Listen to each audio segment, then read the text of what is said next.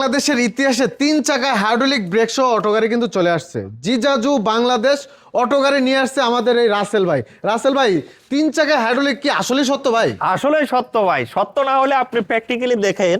আচ্ছা, এটা হচ্ছে সামনের চাকায় হাইড্রোলিক ব্রেক, আর হচ্ছে এই পাশে হচ্ছে পিছনের চাকায় হাইড্রোলিক। জি, আচ্ছা, এই হলো পিছনের চাকায় হাইড্রোলিক। দর্শক দেখেন, যদি একটু অন্ধকার বোঝা যায়। হ্যাঁ, জি জি, যে শুধু লাল পরি দেখাইলে হবে না, নীল পরি তো আছে, মানে লাল পরি আর নীল পরি। নীল পরিটা তো দেখান পুরো মানে পিছনে দেখান। আচ্ছা, এই হলো পিছনের ডিস্ক ব্রেক। আচ্ছা, ডিস্ক হাইড্রোলিক পিছনে।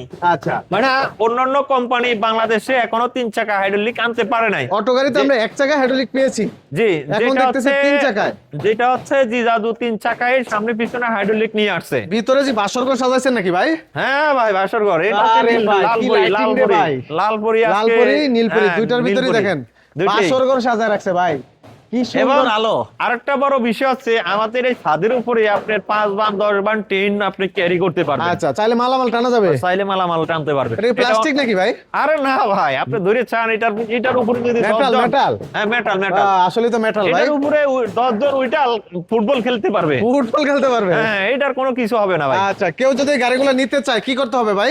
স্ক্রিনে যে নাম্বার দেওয়া থাকবে, এই নাম্বারের সাথে যোগাযোগ করলে আমাদের ঠিকানা চলে আসতে পারবে।